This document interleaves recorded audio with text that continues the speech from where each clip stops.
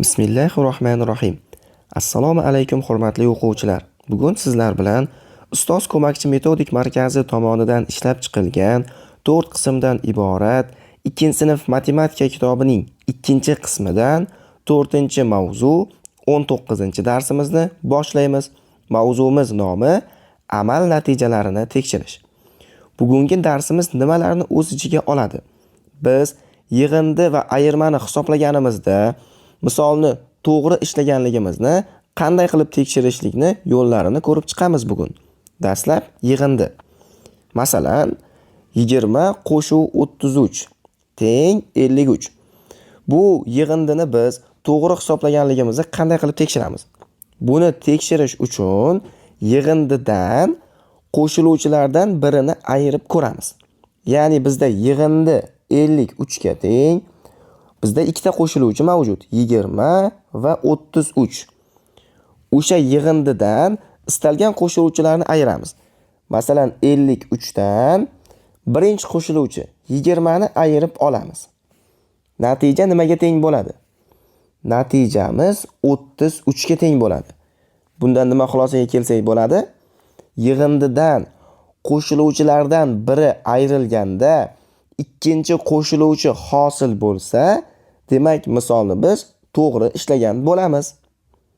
Yoki yig'indimiz 53 edi, birinchi qo'shiluvchini emas, ikkinchi qo'shiluvchini ayirib ko'ramiz.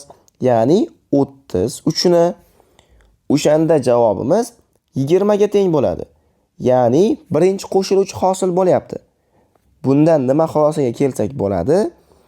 Yig'indidan istalgan qo'shiluvchini ayirganimizda ikkinchi qo'shiluvchi hosil bo'lsa, demak misolni to'g'ri ishlagan bo'lamiz.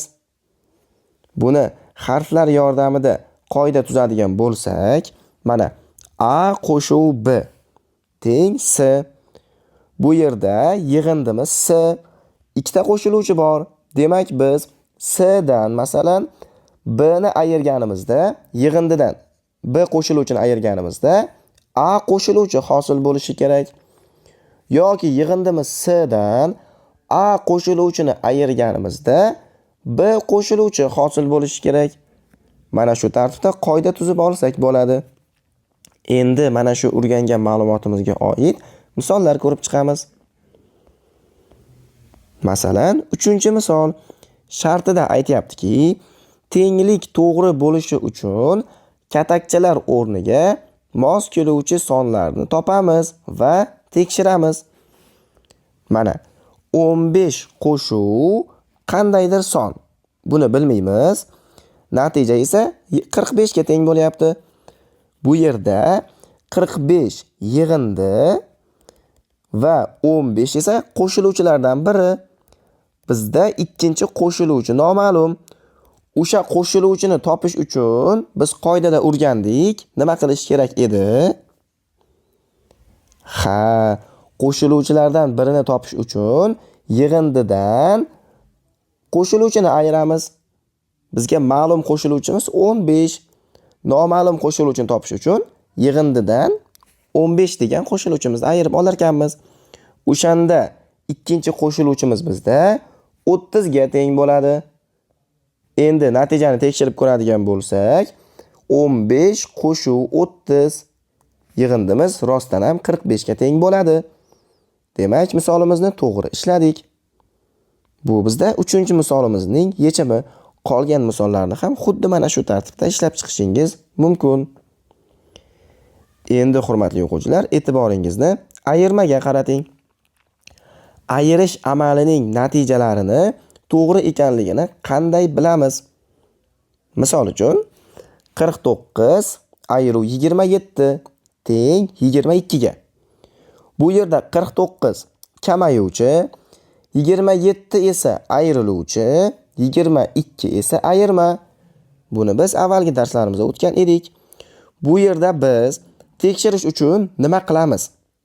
Ayirmaga, ya'ni 22 ga ayriluvchini qo'shamiz. Ya'ni 27 ni. Natijamiz 49 bo'lyapti. Bundan nima xulosaga kelsak bo'ladi? Ayirmaga ayriluvchini qo'shganimizda kamayuvchi hosil bo'lishi kerak ekan. Shunda biz misolni to'g'ri ishlagan bo'lamiz. Demak, bundan biz harflar yordamida qoida tuzadigan bo'lsak, A ayru B teng S. Buni tekshirish uchun nima qilishimiz kerak ekan? Ayirma S ga ayriluvchi B ni qo'shganimizda kamayuvchi A hosil bo'lishi kerak ekan. Tushundingizmi? Yaxshi. Endi mana shu o'rgangan ma'lumotimizga asosan misol ishlaymiz.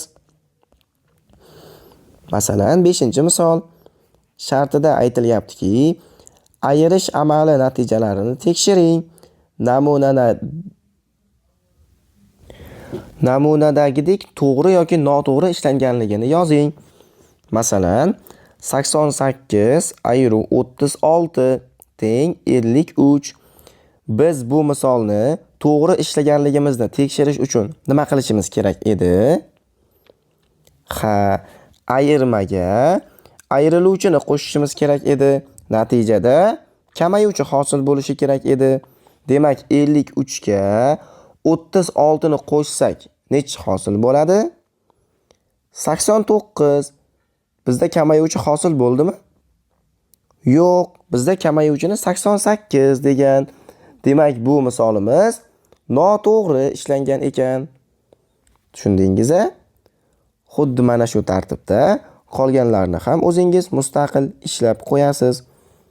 Keyingi darslarimizda ko'rishguncha, xayr, salomat bo'ling.